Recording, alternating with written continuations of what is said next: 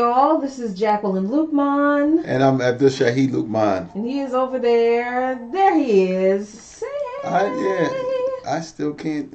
I'm over here. I know that. There's a delay. See? Oh, see, there he is. So, so hey everybody, this is live in Lukman Nation, Coffee, Current Events, and Politics. And it's been a minute since we've been in the studio, right? Because we've been out doing some fun stuff and just kind of trying to get back to center a little bit with everything that has been going on. And there has been a lot that's been going on. And certainly, definitely, we cannot not talk about what's going on in Houston right now. The Hurricane Harvey, and not just the hurricane, because there's a lot of misinformation that's been going out on social media. Okay, look, social media has been really good to a lot of people, right? There have been people who have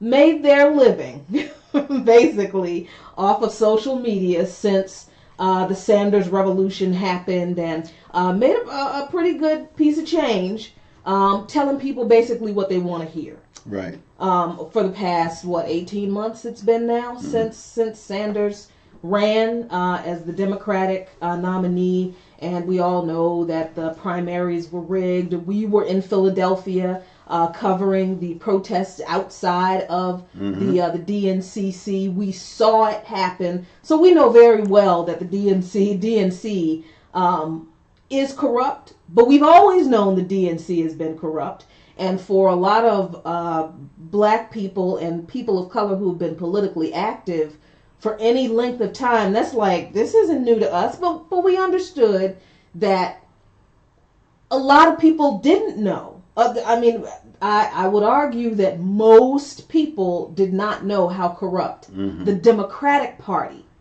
was. Right. Everybody took for granted that the Republicans won't, but a lot of people just didn't believe, oh my God, no, the Democrats have to be better than the Republicans. And we saw last year that Democrats are no better than the Republicans. But as we tried to point out, during the primaries, this has been a truth for black people in politics since politics has been a thing in this country. That's right. To the point that W.E.B. Du Bois, we shared that article. I don't know how many times we shared that article from The Nation that W.E.B. Du Bois wrote in 1956. 1956. 1956. Wow. Declaring why he wasn't going to vote. Why? Because in 1956, black people had already experienced the disenfranchisement and the dismissal of black issues by both parties, and third parties were treated the same way in 1956 that they are treated today. So, I mean, we're not making this stuff up when we say this isn't new to us. Yeah, and also this came from W.B. Du Bois's own personal experience with white supremacy in this country, where he started out, as you stated last week when we did our last live stream, and you covered this on your show Brick by Brick, that W.B. Du Bois was, he was an assimilationist. Right. Like he believed that America, would be able to live up to its ideals as far as, overcoming racism go. Mm-hmm. That all he had to do was just, show how illogical and that racism was. Mm-hmm. And that if he could prove through his own example that black people are worthy of respect and being, included in this American experiment, right, equally, mm-hmm. Then, that would overcome these racial barriers. But, God granted him a long life for a reason. Yeah. He wound up coming to the point where he became disillusioned with the whole American thing, to the point where, like you said, in 1956, and I believe that time he was an elderly man. Mm-hmm. So in 1956, after living a long time and bumping his head up against this wall of racism that exists in America, not only did he stop voting, but he left the country. Yeah. And he wound up moving to Ghana. He changed his politics to, I believe, socialism, mm-hmm. or maybe communism. Mm-hmm. But he became totally disillusioned by the racial politics in America. I also wanted to say that we have, thank you guys for supporting us. Please, again, because we forget to do this all the time. Please, again, to like, subscribe, mm-hmm. comment, mm-hmm. On our YouTube and on our Twitter accounts, mm-hmm. on Coffee Current Events and Politics. Like the page, invite friends, right, and share videos, and all this other kind of stuff. One of the things that I wanted to say, there's a lot of you that are new here. We could tell by the comments that some of you haven't been initiated properly into the Luke Mon Nation thing. So those of you who are new here, let me tell you what we do here. Jackie and I set up this page, and we set up this this format, this forum, because we understood that there was something missing in the progressive movement, which was our voice, which was the voices of black people. And when I say black people, I don't want to sound like it's monolithic voice, but more specifically, we wanted to give voice to the black masses, those who have been left behind by the civil rights movement, those who have been left behind by the black exodus, black middle class exodus, that followed the white exodus out of the urban areas after the Civil Rights Act was passed, and a lot of the black politicians that on the surface look like we progressed as a whole, but we really haven't. And so, we saw that there was a void there. And so what we advocate here on Luke Mon Nation is black political empowerment. What we're not interested in, even though we do it, what we're not interested in is being anybody's black guide to understand the racism in America. We try to do what we can, and we try to share what we can and give our experiences. We have some very good people who give out, but we're really not interested in, once again, trying to teach white people why we feel the way we feel. We actually give white people credit for being intelligent enough to get it. That we don't have to hold you by the hand and say, well, this is why I'm angry. With crayons and construction paper. Right, this is why this is. And we understand that, we have different experiences in this country. But at the same time, I think that we've been fighting this battle long enough for those of you of goodwill to actually get this. So I mean, we're not always going to agree. You're not going to always agree with us, but that's fine. We still love you. You're part of the family. Our point is to initiate conversation, and to like I said earlier, for Black political empowerment. You could call it identity politics, whatever you want to call it. We are Look My Nation. We call it survival politics. Yeah. And that's what we're about. Yeah, because I mean, let's be really honest.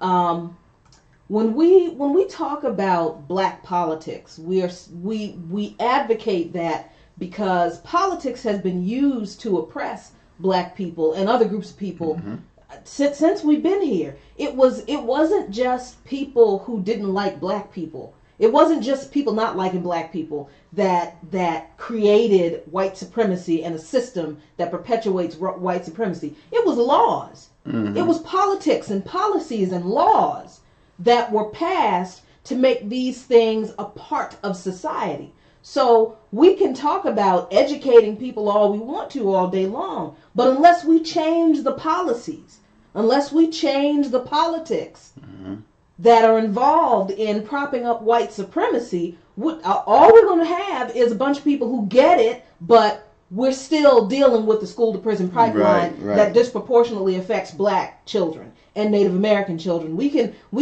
white people can get it all day long, but if it is not white people who challenge white politicians to press for not just progressive policies, but to press for policies that specifically address racial injustices and disenfranchisement, because that's a separate thing from progressive policies, right? And it is. And I think that's what a lot of people don't understand. I think that's what a lot of progressives don't get, that, progressive policies are great. And by and large, a lot of Black leftists throughout history have been at the forefront of pressing for progressive policies for all people. I think that is true. And over on Brick by Brick on Thursday nights, I'm doing what I hope is my best. I'm trying to do a decent job to explain what I mean with that. Right. We're not just dealing with, and we have never been just dealing with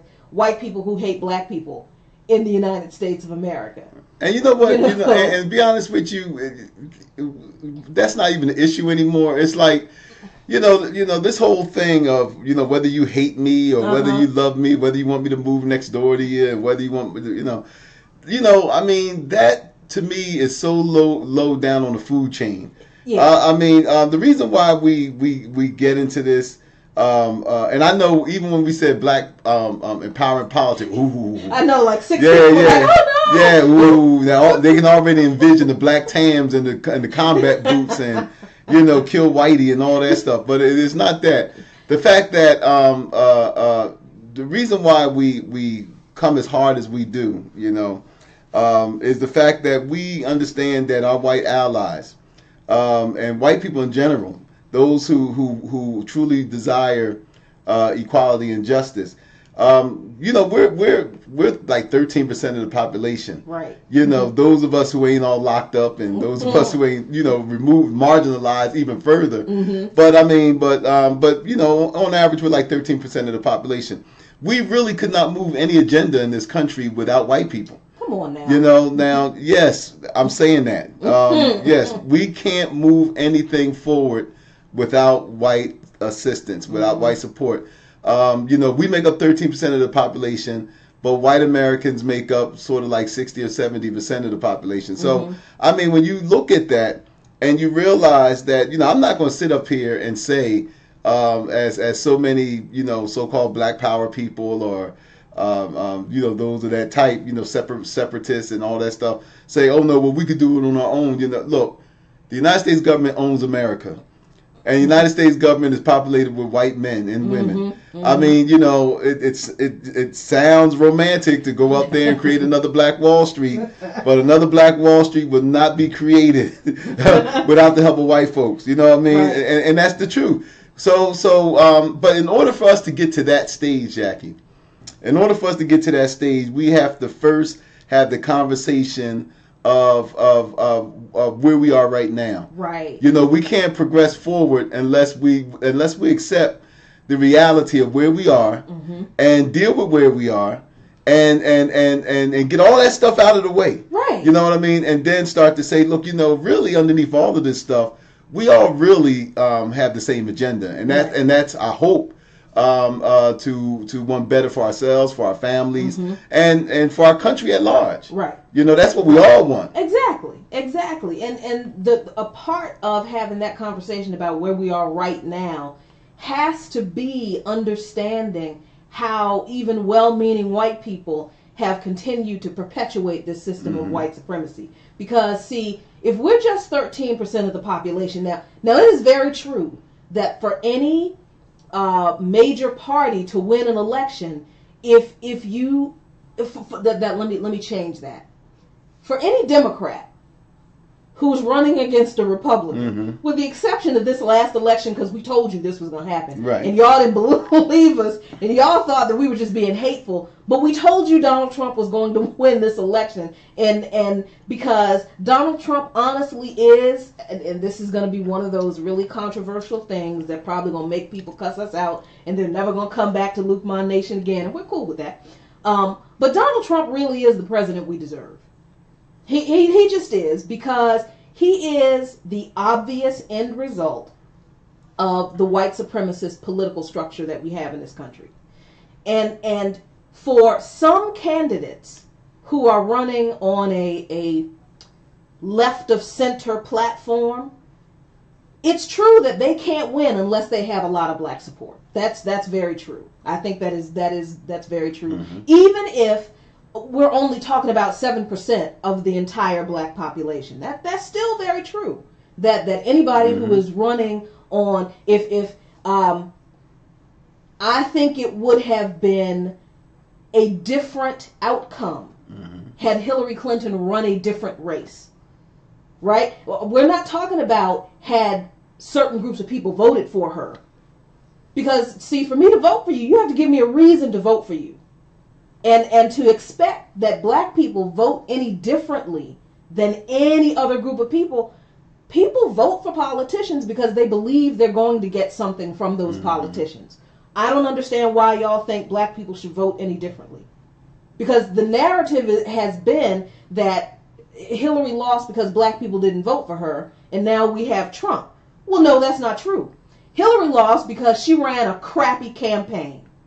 And a lot of people, not just black people, realized that they weren't going to get anything different from her than they've gotten from every other neoliberal president before her. That if that was true of white people, and for the reasons they gave for not voting for Hillary, I'm not talking about the people who voted for Trump. I'm just talking about the people who chose not to vote for Hillary Clinton because they didn't like her policies and they felt like her policies would not benefit their lives in any measurable, tangible way. Are we arguing that? We can't possibly still be arguing that. We know this is true. So if this is true for white voters, why do people think that black voters look at politics any differently? Exactly. You know, if white people who voted for Trump voted for him because they believed he would get something from him, that something that he would do in his presidency would benefit their lives in a certain way, what makes y'all think that we're supposed to vote? I don't understand why people have the idea that black people are supposed to vote in order to save you from what you refused to do so many elections before. But I understand it perfectly why it's like that. But the reason why that assumption was made is because nobody listened to us. See, I couldn't even drink my tea. I mean, let's face it. The assumption that that black people didn't fulfill their role, as always, is the fact that as a voting bloc, as a demographic, we were never listened to. So so nobody cared about what issues we had. I mean, our issues was always dismissed as we're whining. That was we were whining. We weren't taking advantage of all of the benefits that the government has given us. It was like, well, you people are not, trying hard enough. You're not self-reliant. And this wasn't just coming from Republicans. This was coming from, some of the toughest policies that affected the black community came from Democrats. Exactly. So they both were in cahoots about not really taking our issues seriously. And one of the reasons why they weren't taking our issues seriously, because we had dead weight like the Congressional Black Caucus that loved to show up for a shrimp dinner, on Capitol Hill. Or a really badass party. Yeah.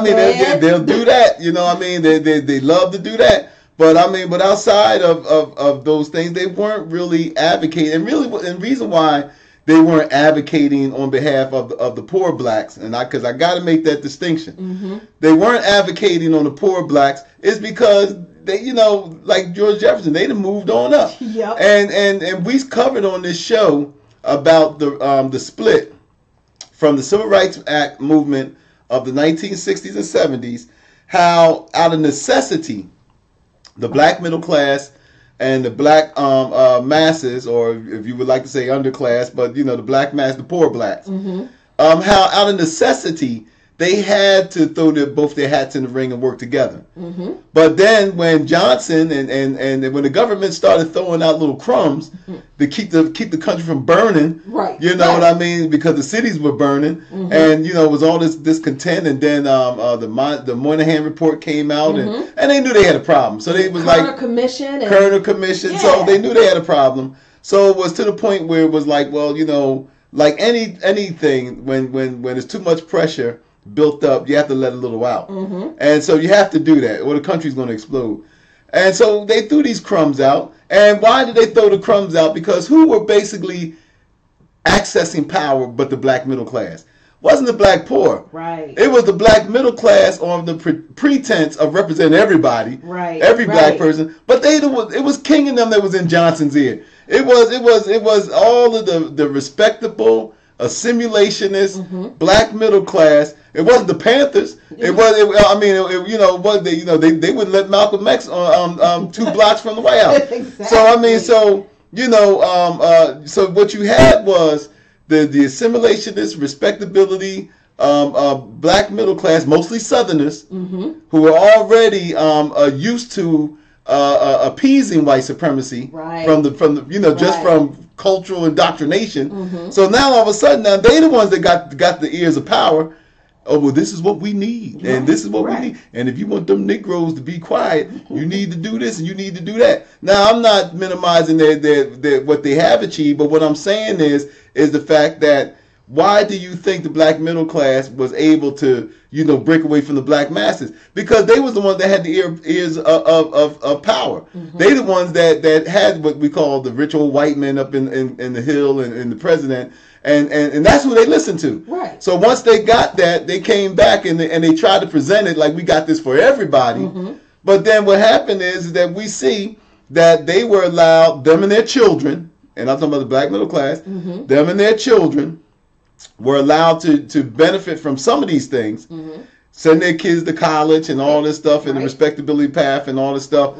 Why, in the meantime, the black poor was steadily losing ground. Even when those same middle-class blacks got into political power. That's right. And that's why. Yeah, and that's why in the summer of what summer was that? The summer with all of the upheaval. The summer of the late 1960s, when there were all of this violent unrest, all of these uprisings that we talked about with Larry Ham. And that happened after the Civil Rights Act was passed. That's right. Understand the timeline of what we're talking about here. The Civil Rights Act was passed in 1964. The summer of 1967, I think it was maybe 67, 68 was when all of these over Larry Ham said it was uprisings in over 1,000 cities all around the country, not just in the North. So you had the Civil Rights Movement, which was largely a Southern movement. So, yeah, it was. Yeah. But it left out the poor blacks in the North. A lot of the poor blacks who lived in the cities in the North, who were still living through crushing poverty and unemployment and wage discrimination redlining, housing discrimination, and police brutality. The Civil Rights Act didn't do anything to solve those problems. So America's cities still exploded after the Civil Rights Act was passed because there was this class rift that white supremacist politics in this country played on. So for and this is something that a lot of black people don't even know, because see, we're not taught actual history if we go to public school, and I dare say if we go to private school. Pretty much, yeah. For most of us, unless our parents were pro-black and had anything to do with the freedom movement, that's where we learn most of our stuff from.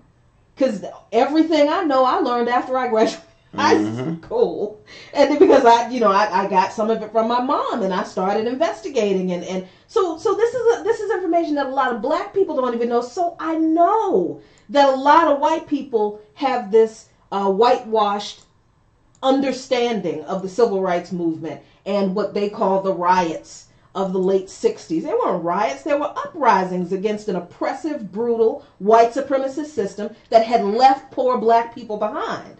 Threw some crumbs to some middle class black people, and the legislation was written in such a way that it didn't just focus on alleviating the injustices that were targeted at black people.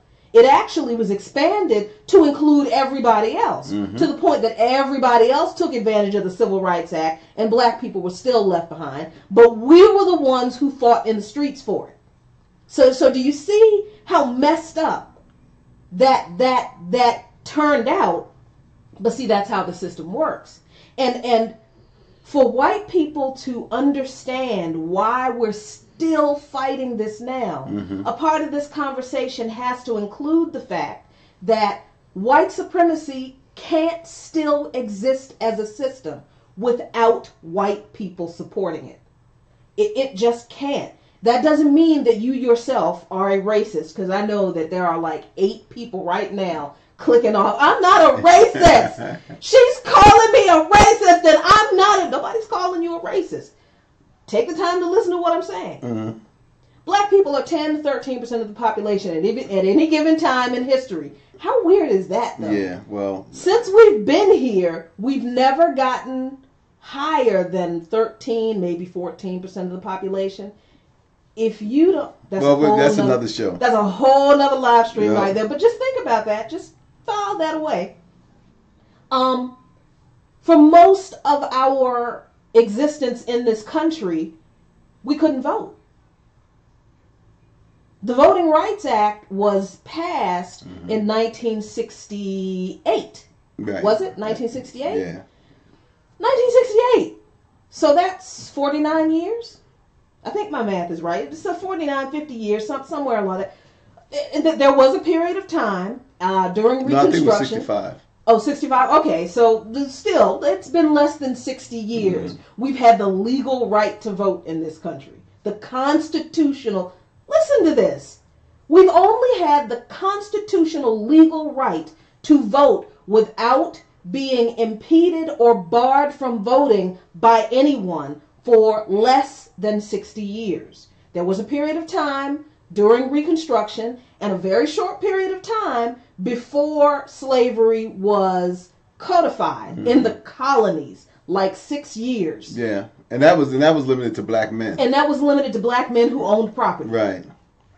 So we've had the right to vote in this country for less than 100 years at only 13% of the population. And that's including all of us, men, women, children, all ages. So you know that the voting age itself, you have to be 18 to vote.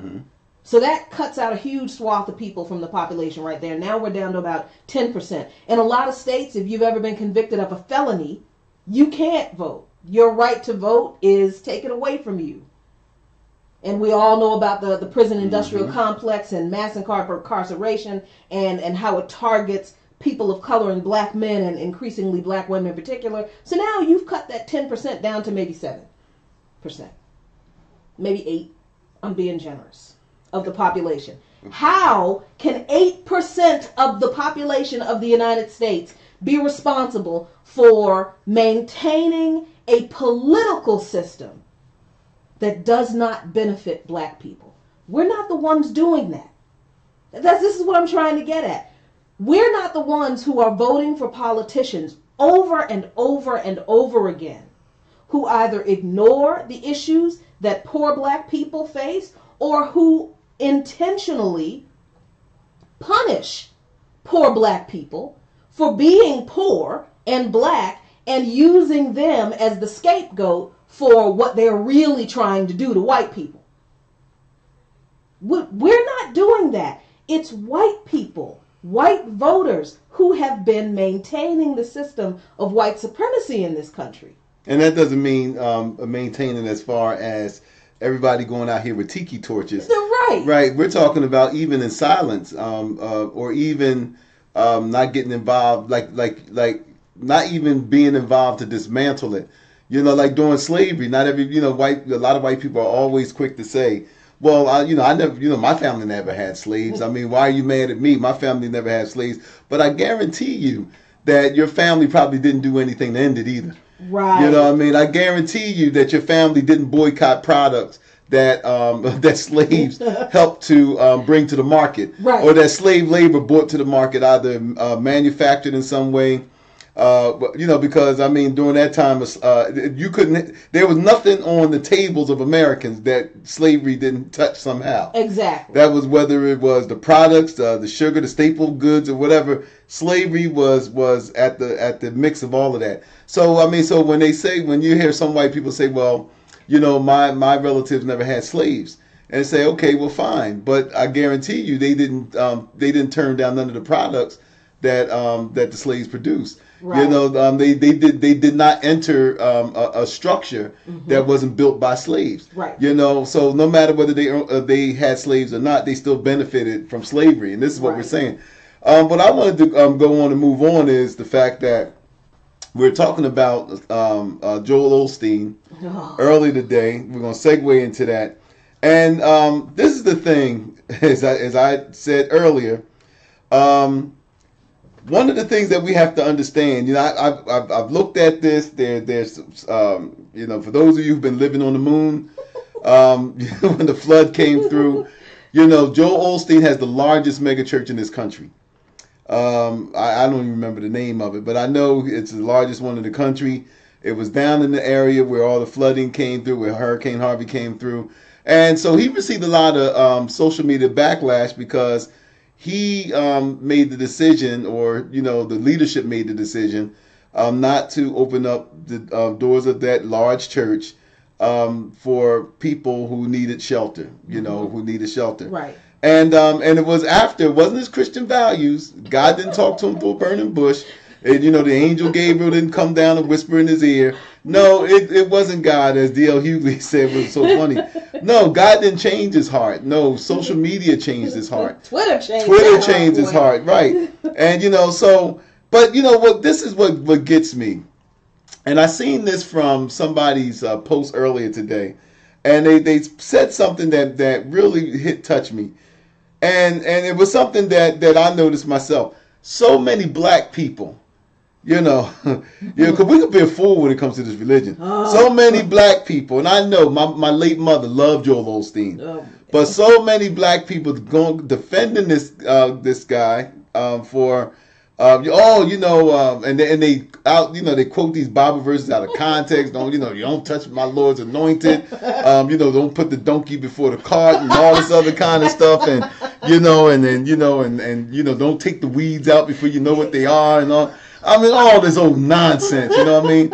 So what happened is one of the things that really gets me is the fact that black people. When was the last time Joel Osteen? And I'm not just, look, bear with me now, because trust me, he's in the lineup right now, but he's going to have a lot of other co-defendants with him. When was the last time Joel Osteen went and said anything for black economic empowerment? When did Joel Osteen do anything to go down there to advocate for all of those poor black people down there in Houston? Right. We talk on this show all the time that black people need money. Like Chuck Brown said, the Godfather Go-Go, need money. You know what I mean? Money. And we are the poorest community economically, or the poorest demographic economically in this country. We put graphs all the time on our page to show you how bad it is for us. But yet Joel Osteen, who's living in his $10.5 million home, whose personal wealth is worth $50 million of personal wealth. That's what he claims. $50 million. That's what he claims. So, $50 million in personal wealth. And so the thing of it is the fact, when was the last time that Joel Osteen ever went and advocated for anything for those forget poor black people in D.C., but you're surrounded by entrenched black poverty right where you are. Mm-hmm. And so when was the last time Joel Osteen took his smiling face down there and went there and smiled and said, we all have floods in our lives. And, when the last time that he did that? But yet you got these same black folks who going down here and they're putting their cape on up to, look, I'm not here to question whether he's a man of God or not. That's not my job. Thank you. But But Jesus said in the Bible, you know them by the fruits that they bear. So it's not so much what you call yourself. Mm-hmm. I know what you are by how you live and how you act. Now, we all make mistakes. You could be the best Christian in the world and fall short somewhere. Mm-hmm. We were calling him out on where he fell short at. Wasn't questioning his decency. Nope. Wasn't questioning his Christianity. Wasn't questioning none of that. But what we were saying was, bruh, every week, man, you on there smiling at the camera, mm-hmm. giving motivational speeches. Mm-hmm. That's another thing. And you're sitting up here, man, and the coffers, man, people sending you all this money. And then at the same time now, when it comes to you opening that door, where your faith in God at? Right. Where was your faith in God? Where was you saying, like, no matter what, a leader leads from the front. Don't sit up there and tell me, well, I ain't had the keys. I couldn't find the keys to the door. No, leaders lead from the front. I would have respected Joel Osteen more if he would have got, like you said, Jackie, and I'm borrowing this from her. I would have had more respect for Joel Osteen if he would have got there and said, yo, man, I dropped the ball. Yeah. You know what I mean? Look. I mean, hey, look, I made a decision and it wasn't the right decision, man. My bad. You know what I mean? May the Lord forgive me. May the people forgive me. I got coffee and donuts. Right. You know what I mean? That would have been. I got coffee and donuts. You know what I mean? But come on, man. And all of these pastors, because what we're going to move into is we're going to move into this Minister Justice of March 2, which why Joel Osteen is sending that, because black people, and I'm saying this, we got to stop with this celebrity pastor worshiping. Oh my God. I had black people come at me behind Joel Osteen talking about, how can you say this about Joe? And then, as if, what cookout you had that Joel Osteen came to? You know what I mean? It's like you sit up there, oh man, how could you say anything about Joe? Well, if you so tight with Joe, the next time that you got to pay your mortgage, go down there to Lakewood and say, ask him send you a check. Right, and see if Joe gonna pay that mortgage for you. You know what I mean? Go down there and ask him, say, look, Joe, I ain't got no food in my refrigerator. Can you do this? And then I guarantee you, I can almost see what the answer is going to be. But when we're living in a community, Jackie, where the economic situation for us is dire. It is disastrous. It is disastrous. White people have $13 for every $1 black people have. I don't care. Look, don't look at black people riding around on Mercedes Benz. Because most of us don't have one. Don't look at black folks walking around with all this gear on, and with gear for those uninitiated clothes. Don't look at all of the trinkets and all the stuff. Black people look prosperous, but the data tells us that we're not.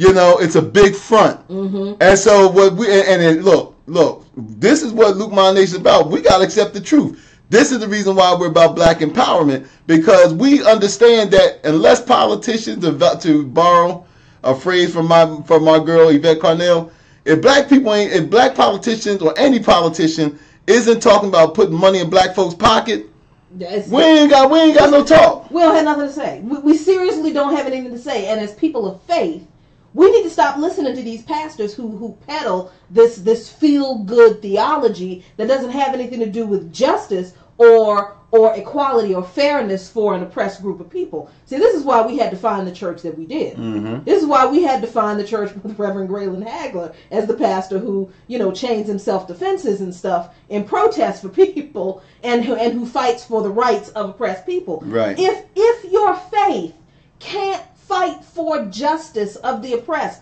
like the Bible commands us to do, don't talk to me about prosperity and joy.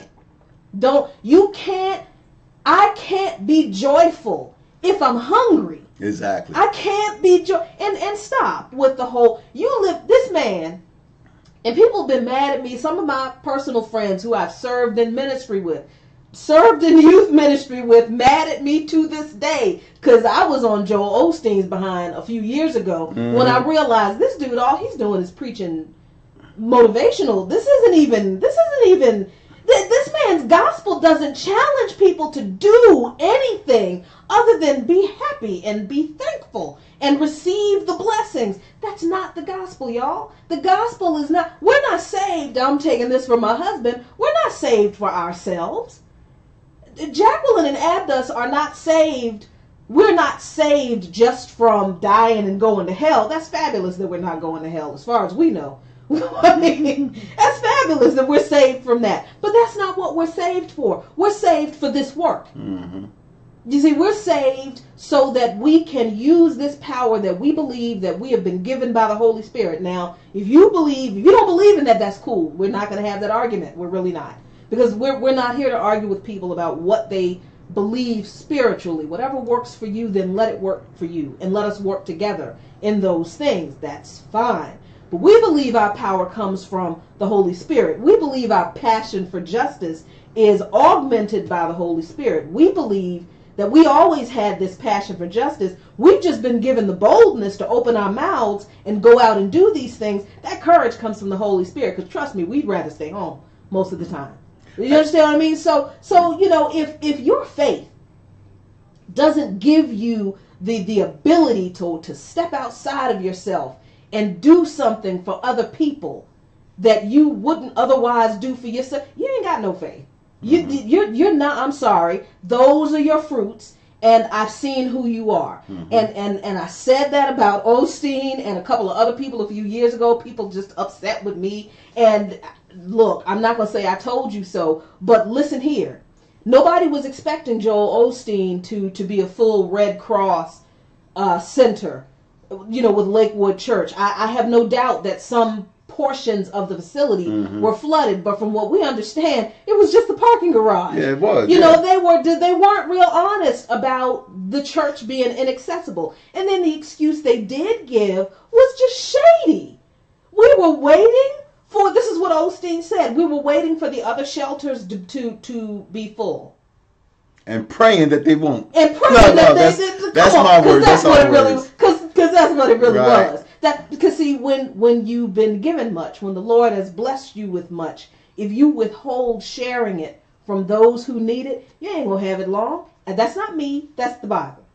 And it blows my mind. All of these Christians who come to, especially black folks, come to the defense of Joel Osteen and these pastors, the Paula Whites, who is Trump's spiritual advisor, talking about Trump as a man of God. Now you talking about somebody who's failing at their job. Oh. Now you just told me that she's Trump's spiritual advisor. Yes. Man, somebody. She gave the inauguration prayer. Talking about somebody who is failing at their job. I mean, my God. I mean, man. I think she's one of many, one of several. You got Bishop Harry Jackson, who is a local. I always had a problem with Bishop Harry Jackson, because Bishop Harry Jackson has always aligned himself with conservative politicians and politics. And that's been real problematic for black people. There's people like Jim Baker talking about Christians are, if Trump is impeached, then Christians are going to come out of the shadows and start a civil war. But is he still on parole? He's off parole now, so he can say stuff like that. But see, my point being is now he's all up in arms about he's all up in arms about Trump and stuff. But those of us that's old enough to remember, you know what I mean. So, but No, that was Jimmy Swagger. No, he right. Said anything. That's a different. But here's another one. I was told that another pastor came from under a rock this week. The Reverend Al Sharpton. Oh yeah. You want to talk about that? I do, but let me. You are terrible. And he left, and he left some grease on that rock too. Stop it. That's how we knew he was hiding. Because that's how we knew it was him. Yeah, we knew it was him because he left the grease right under. I mean, man, boy.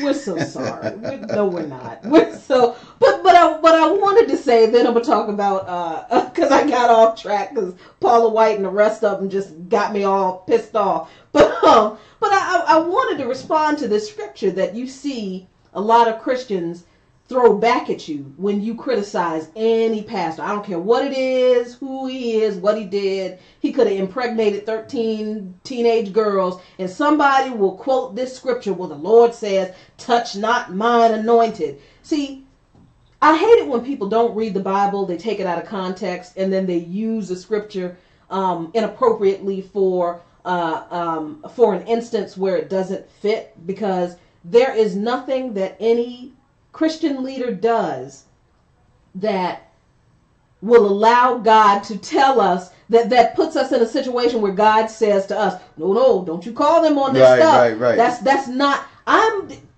1 Timothy verse 5, chapter 5, starting at verse 17. The elders who direct the affairs of the church well,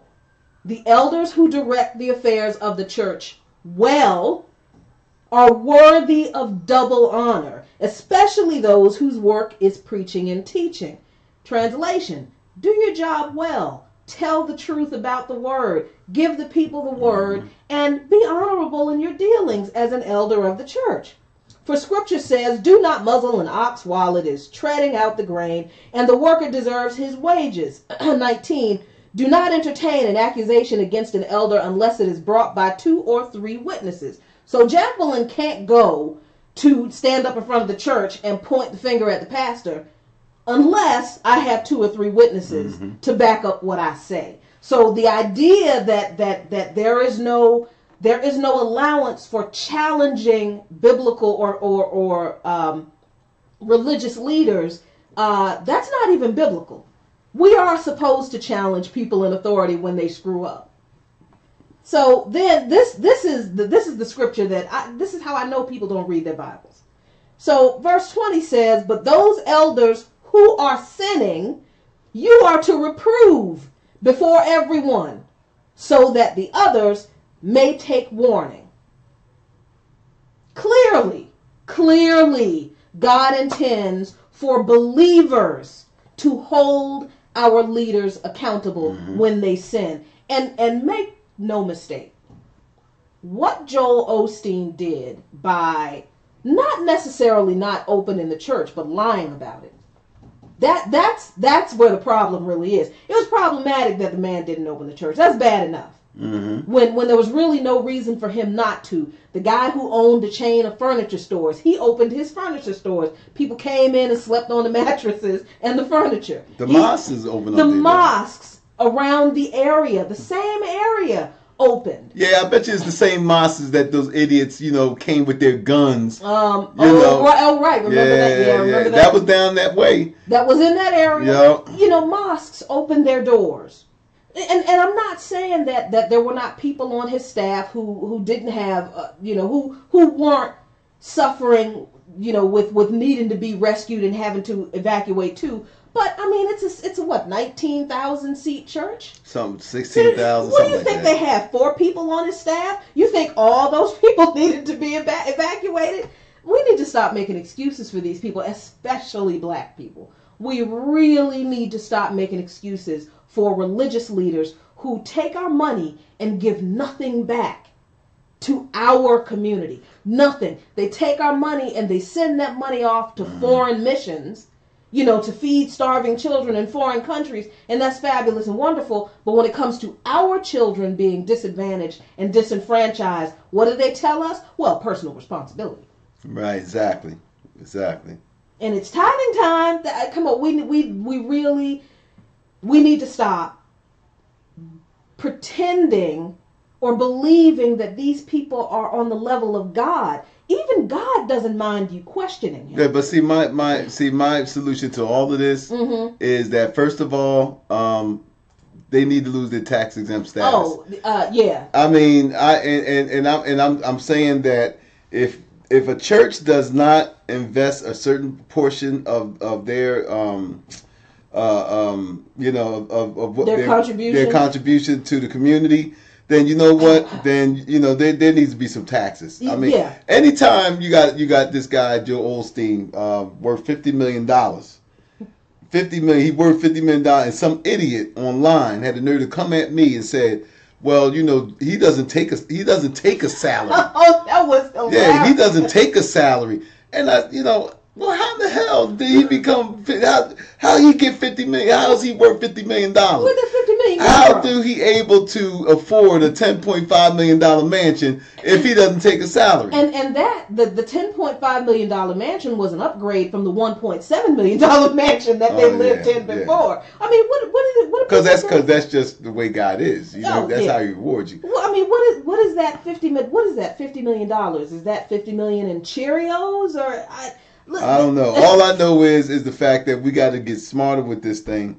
But Al Sharpton. Yes. So this past Monday, was it Monday? Yeah, it was Monday. Yeah, this past Monday, there was the National Action Network Ministers March for Justice. And on the surface, it was led by National Action Network is Al Sharpton's organization. You can look it up and find, learn all about it. And at first we were like, we're going to go and cover it and all. But we thought about that thing. And we were like, wait a minute, hold up. Where these people been the past 8 years? Right.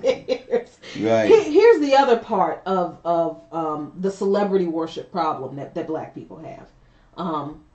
Let's see, really, here in Luke My Nation, we don't just go after the obvious problems. We're not going to sit here and talk about the DNC and how corrupt they are all day long. I mean, that's easy. That's easy. It seriously is easy. And then people have made a lot of money and gotten real big talking about nothing but the damn DNC for the past 18 months. But in the meantime, black people have been dealing with these issues that we've been dealing with for decades. And a lot of times it's very hard to have these conversations and speak honestly about the silly things black people do when it comes to faith and leaders, because, then black people call you names. But look, we can't solve problems we don't identify. And one of the problems black people have, like you said, is this celebrity worship. And we did that for 8 years with Obama. We did it. We did. Can we just admit that we too many of us participated in this very damaging celebrity worship of President Obama, because it was the first black president. He's married to a beautiful black woman, and especially for us Pan-Africanists, we were so glad that she won't light skin. I'm sorry, that's just true. That's just the truth. We had a black family in the White House. Right.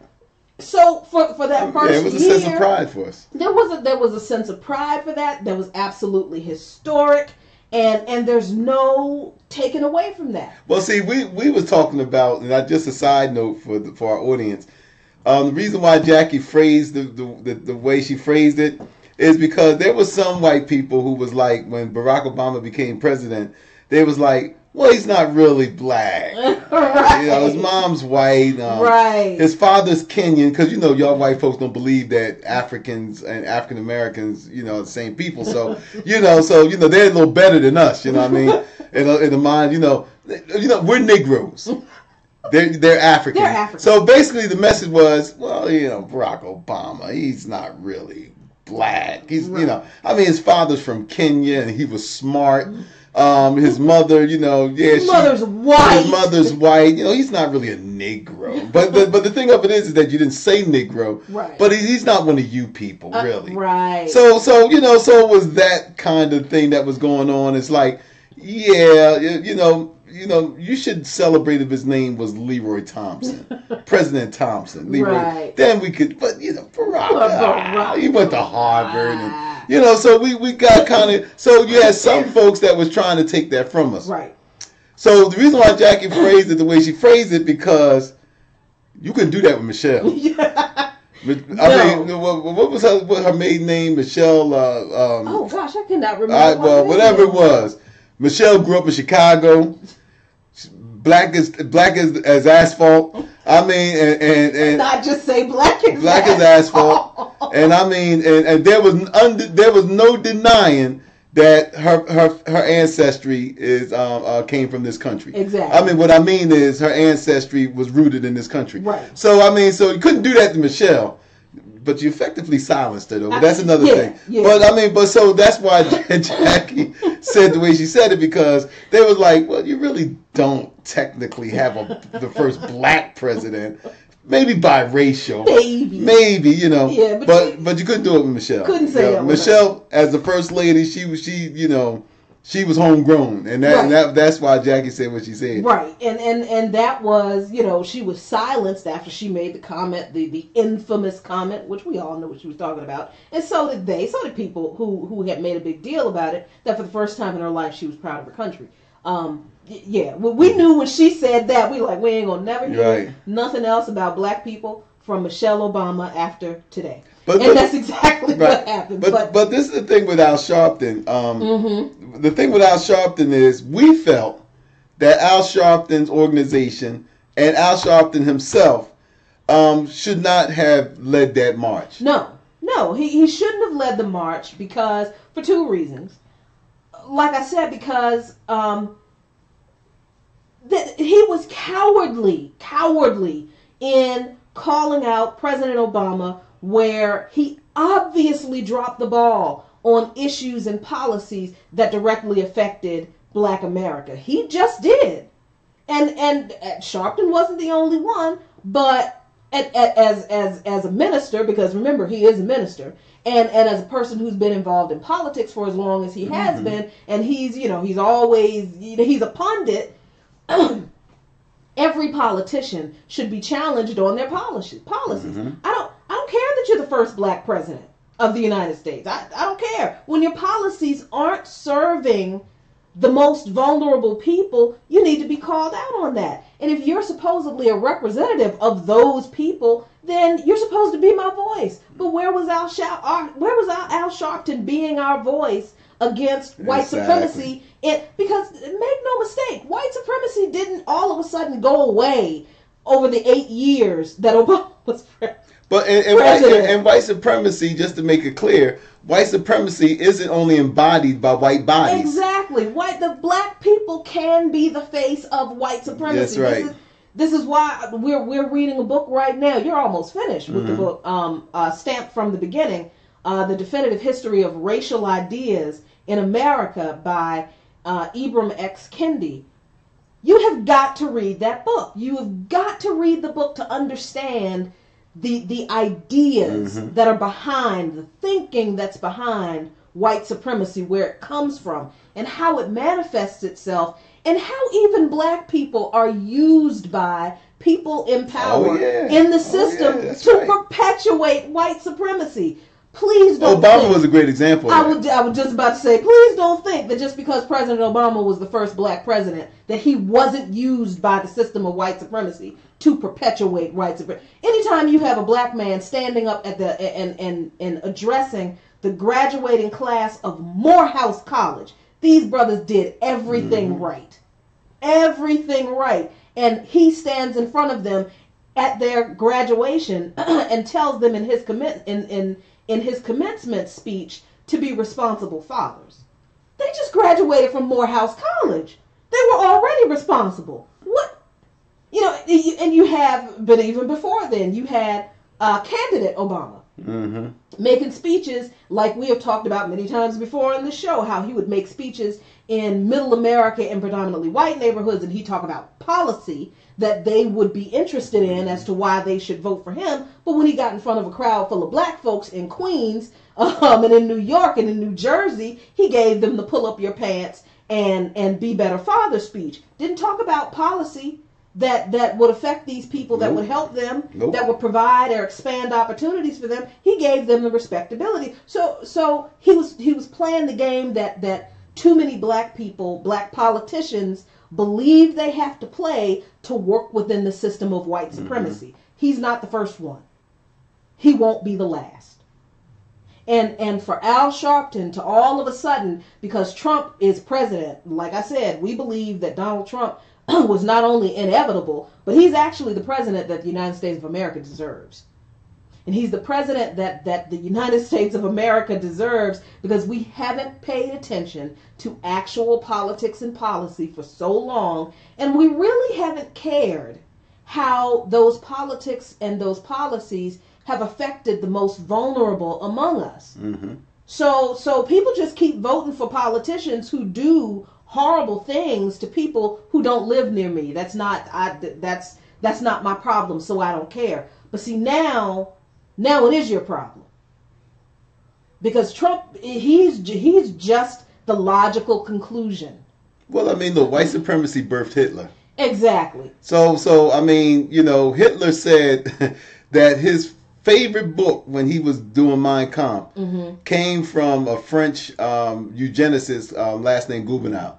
So I mean, those racist ideas that were formulated centuries ago produced Hitler. The same racist ideology, the same racist ideas had produced the Trump. Exactly. You know what I mean? So when Malcolm said about chickens coming home to roost, I mean, you're exactly right, Jackie, that Trump is, and Trump won't be the last. The thing of it is that as long as white supremacist thinking and ideology is still a part of the fabric of Western culture, not just American culture, but Western culture, we're going to constantly run into these demagogues like the Hitlers and all. But see, the problem of it is that white supremacy birthed Hitler and the Nazi Party, which was responsible for the deaths of almost like 80 million people. Right. Unless and white supremacist ideology, which birthed Trump, is on the verge of destroying the planet. Because see, nuclear weapons didn't exist during Hitler's time. Right. They exist now. So we have even more of a stake for the survival of the human race. And this is not being I'm not being hyperbolic. What I'm saying is that we have even a more interest in eradicating and white supremacy from government. Yes. From government. Yes. Because what will happen is the Nazis took us to the cliff. Hitler took us to the cliff. Now we got nuclear weapons. And so the thing of it is that now we are on the verge with this type of racialized thinking, not just against blacks, but people of color, no matter where they are in the world, that this, because of our ability to destroy, can take us over the cliff. Right. So it's even more than Trump. It's even more than all of these things. Right. Until Western civilization purges itself.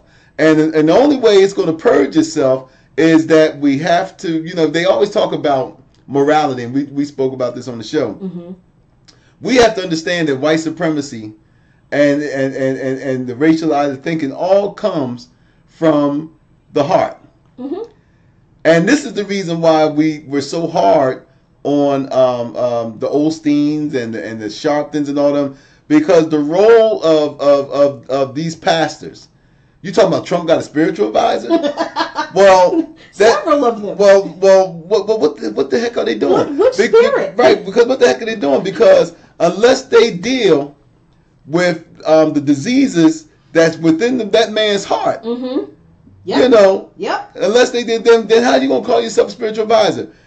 We have to really be honest about what direction that we're going to go. I am encouraged by what I see so far with the taking down the statues and all this stuff. But we have to understand, people, that climate change, all of these things, and with the last few minutes that we have, Jackie's going to talk about Harvey and how that's attached to racism and all that stuff. Neoliberalism. Right, neoliberalism. But really, man, I mean, we have to understand that this unchecked capitalism, which and unchecked capitalism, which is fueled by racist ideology. Thank you. Is we what need is to make that right. clear. Raw capitalism, unchecked capitalism, fueled by racist ideology, is basically putting us on the brink of extinction. Yeah, I mean, so we have people like Al Sharpton. Man, that was so perfect a segue into this last segment that we're going to talk about. Well, we're going to talk about Harvey and why all of this stuff is important. See, now we're at a point in the progressive movement where we've got a bunch of progressives who are actually thinking that the racist violence that we're seeing a resurgence of, it never went away. It was just underground. And people are arguing about whether Trump is responsible for it or whether Obama was responsible for it. And that's not the point. It isn't the point. The point is that America is a white supremacist nation. It is a nation that was built on white supremacist principles that have never been challenged, that have never been acknowledged, and black people who are the victims of it, along with other people of color, we've always been made to be responsible for dealing with that problem. But we're not the ones who, like we said in the beginning, we're not the ones who kept that system propped up. So dealing with checking white supremacy, with supremacy, checking it, confronting it, and being at the forefront now of dismantling it, not our job. Exactly. It's not our job. It's your job, white America. It's always been your job. It's like you can't expect rape victims to be the one to confront and reform her rapist. That's what you're telling people who are at the targets of white supremacy. But really, honestly, we're all victims of white supremacy, and we are all victims of a white supremacist system now because of how long so many white people have ignored white supremacy. And Hurricane Harvey and the callousness of religious leaders, the alignment of prominent religious leaders with white supremacists, the dismissal of racial justice and social justice issues by these filthy, stinking rich religious leaders, that you do. That's just neoliberalism masked as religion, right? It's just neoliberalism in the church. That's all the Joel Osteens and the Paula Whites, and that's all that is. And the Creflo Dollars. Oh, wow. It's just neoliberalism in the church. We can't put neoliberalism in this political box. It touches everything. So we're looking at Harvey, right? We're looking at Hurricane Harvey, and we're looking at the different phenomena, the different things that are happening. We talked about the Joel Osteen thing, and that's just greed. That's just that is just a function of greed corrupting that man's heart. That's the only way I can put it. So that's a function of him putting his money over the needs of the people, his private profit over the needs of the people, and then he's gonna call for donations. Here's a man who lives in a $10.5 million house, and he's gonna call for donations. But that's neoliberalism in the church. And then we watched a news report today on Democracy Now! About the poor communities that are largely communities of color, but plenty of poor white people there too, who live near the chemical factories and the refineries in Houston that are being flooded now. And those people have always been subjected to environmental hazards because of where they live. Because under the government of Houston, under, who was that, Rick Perry? Oh, yes. I didn't even know Houston wasn't zoned. I didn't know that until today. We were watching Democracy Now! No zoning laws. There are no zoning laws in Houston, so you can build like an oil refinery next to a neighborhood, which is exactly what happened. But here's the key. Now that's neoliberalism. All right, that is the lack of regulations. Now, if you've seen the Neoliberalism series, thank you, Keir Hardy. I learned so much from researching that series. Please check out my series on neoliberalism over on Brick by Brick with that's going to be Brick by Brick in Luke Mon Nation. But the lack of regulations from the government, scaling back government regulations, is one of the pillars of neoliberalism. It's one of the ways that neoliberalism works, because when you take away regulations from the government, you allow private companies to come in and profit from doing things that the government would have paid for. And you take away the regulations, claiming that it costs too much money for the government to do it, but then the government turns around and pays these private corporations billions of dollars to do the same thing. Or they eliminate regulations to allow private corporations to do things that the regulations would have kept them from doing, which allows them to reap record profits. One of the ways they do that in Houston is to build like refineries and chemical plants next to neighborhoods where people live. That's neoliberalism. That's letting these corporations get away with poisoning people who live right near their facilities. But here is where racism is extremely important in how neoliberalism works. This is why, progressives, we can't ignore racism. We can't not focus on racism. We can't sit here and pretend like George Soros is manufacturing racist violence. That's bullshit. Stop that. What's going on over there? No. Go ahead. He's making faces at the screen, and I'm like, what are you saying to him? But George Soros isn't manufacturing racism or racist events. No, this is our country, because chemical plants, the corporations that own chemical plants, the corporation that owns oil refineries, they're not building these facilities next to affluent white neighborhoods in Houston. I don't know anything about Houston, so I don't know the names of any affluent neighborhoods in Houston. And I think we'll post that video from Democracy Now! We'll find it and post it, where they talk about the poor and predominantly Black and Latino communities that have been poisoned by these facilities in Houston already, and now they're flooded, and these people are being told to stay in their homes that are flooding and close the windows because of the gases that are escaping from the overwhelmed facilities.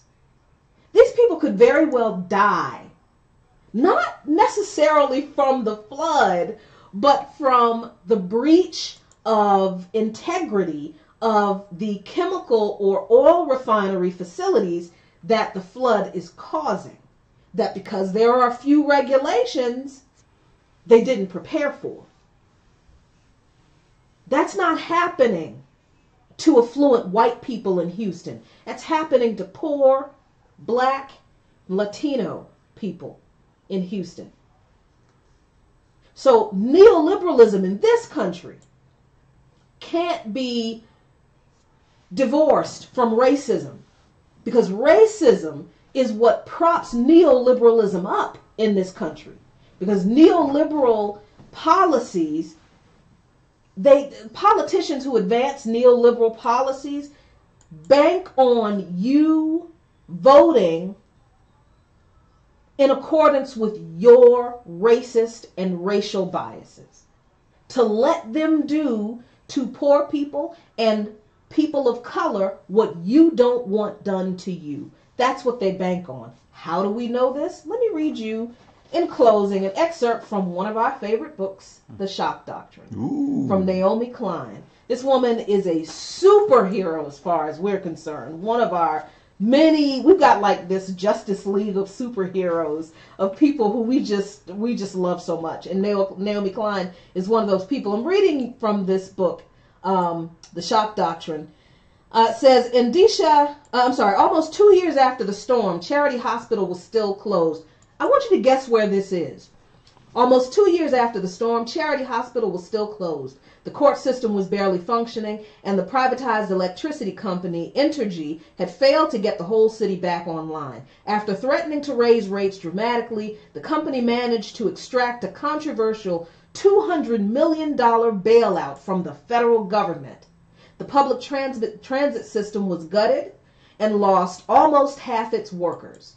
The vast majority of publicly owned housing projects stood boarded up and empty, with 5,000 units slotted for demolition by the Federal Housing Authority.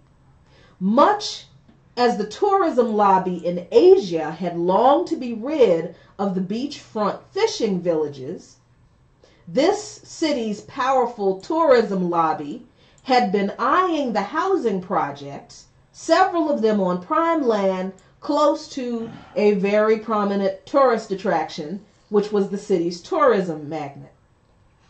Indisha Jucali helped set up a protest camp outside one of the boarded up projects, the St. Bernard Public Housing, explaining that, quote, they've had an agenda for St. Bernard for a long time, but as long as people lived here, they couldn't do it. So they used the disaster as a way of cleansing the neighborhood when the neighborhood is weakest.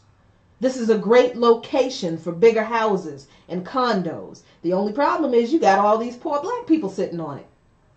Amid the schools, the homes, the hospitals, the transit system, and the lack of clean water in many parts of town, this city's public sphere was not being rebuilt, it was being erased, with the storm used as the excuse. At an earlier stage of capitalist creative destruction, large swaths of the United States lost their manufacturing bases and degenerated into rust belts of shuttered factories and neglected neighborhoods. Post this particular storm may be providing the first Western world image of a new kind of wasted urban landscape, the mold belt, destroyed by the deadly combination of weathered public infrastructure and extreme weather. The well-off, meanwhile, withdrew into gated communities, their needs met by privatized providers. Can you guess what community that was? Can you guess which storm was referenced in this book, The Shock Doctrine? That was New Orleans, and the storm was Hurricane Katrina, where New Orleans was basically given away to private developers. The city of New Orleans refused to use public funds to rebuild any of the public infrastructure, including housing, and allowed private developers to come in and remake New Orleans, erasing the previous communities that had been there, especially poor black communities, erasing those communities and replacing them with high-priced condos, private housing, and private charter schools. Most of the public teachers were fired. Most of the public transit workers was fired. All of those services are now privatized in New Orleans. This is how we know that what we're going to see when the waters recede from Harvey is those poor Black and Latino communities that are near those refineries and chemical factories. Those people aren't going to be helped by the government of Houston. That's why there are no zoning laws, so that the government of Houston doesn't have to help them. There's nothing to hold them to a commitment to spend government resources to rebuild those areas when those people lose everything after this storm. The government of Houston isn't going to pay to revitalize and refurbish the houses of the poor people. They're going to give those communities over to the factories, to the refineries, to the chemical plants that are sitting right next to those communities right now, poisoning those people to death. And the people of Houston and the people of this country continue to vote for politicians who advanced the kind of policies that allowed these things to happen. Not the storm, but the lack of regulations that put certain lives at risk because they weren't your lives. Because you didn't have to deal with those problems that those people have to deal with because you live in your affluent, mostly white, gated community that's not near an oil refinery or a chemical plant or the nuclear plant. Those people kept voting for those politicians that advanced those policies that propped up a system of neoliberalism that crushed people of color, predominantly poor, in particular. It couldn't have been done if people didn't vote along the lines of their racial bias and their racial animus. And neoliberals know this. This is why natural disasters like Katrina and Sandy and now Harvey are exponentially harder on the poor and especially on Black and Latino communities. Because our neoliberal system and politicians that is also a white supremacist system banks on most Americans not caring that a certain segment of people in this country are left with nothing. Neoliberalism can't survive without people who vote based on their biases. White supremacy can't survive without people who vote based on their biases. We can't survive with people in this country who continue to vote based on their biases. And we certainly can't survive this progressive movement continuing to entertain people within this movement who will not confront people and their racial biases. We all have too much at stake, ladies and gentlemen. We all do. But there are some of us who have been fighting this battle much longer, and we are suffering consequences much worse. And it is designed that way. None of us are going to win if we don't have an honest conversation about that, and if we don't coalesce around fighting white supremacy, neoliberalism, and imperialism of the United States. So, thank you very much for joining us today in Luke Mon Nation. We've put up some links to some organizations that are not like major relief organizations doing some work in Houston right now. We'll continue to do that. I've got a couple of people who actually went to Houston who are giving me information, and I'll share that with you so you can reach out and help people, because we should help people. What do you got? Well, no, I'm just saying, make sure that you donate if you like what you heard. Mm-hmm. You know, I can't emphasize this much. We're trying to do a documentary, and we're planning on a documentary. Our producer, Kier Hardy, myself, and Jack, and while we're getting together to do this, this is going to take money, you know. And I'm sorry, I'm just looking, and I got this button. I'm about a cheeseburger. I'm a cheeseburger away from this button. You better cover all my stuff. But anyway,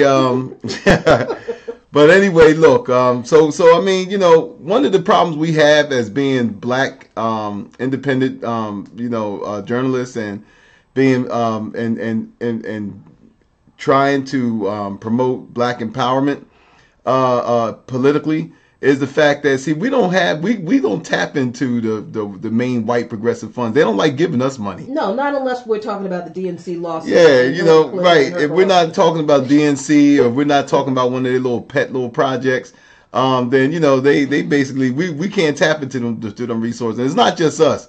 It's a lot. I mean, Jackie went to Chicago, and when she spoke to other Black progressives, all their stories the same. The white main progressive movement be trying to starve us out. They don't want to share none of the cookies with us because we're not talking about their darling pet project. They don't like black people being on the agenda. And I'm just going to put it like that. They don't like black people being on the agenda. We ain't talking about everything else but black people. Then you could tap in. Some of us, unfortunately, had to put our high heels on and our skirts and go out there and play the game. But we're not doing that. So that was not me. No. So anyway, so we have a Patreon account. Donate. You can either donate whatever you can. Right. And we have the one-time contribution. And we have the one-time contribution through our PayPal. These things help us, to really push forward this agenda, which includes all of us. So again, if you like what you've seen here, support us. And we welcome you, and we thank you for sharing your time with us. So thank you all very much. Tomorrow night, I think I'll be live on Brick by Brick, where I'm gonna. No show Labor Day. Oh yeah, no show Labor Day. Although we might live stream. Maybe, because I think we're going to Richmond. I think so. Yeah. Perhaps. Yeah. We'll let you know. But tomorrow night I'll be live over on Brick by Brick in Luke Mon Nation, where I'll continue my discussion on the rise of the political black left. And we're going to talk some more about this. So thank you all very much for joining us. Be really good to each other. Peace.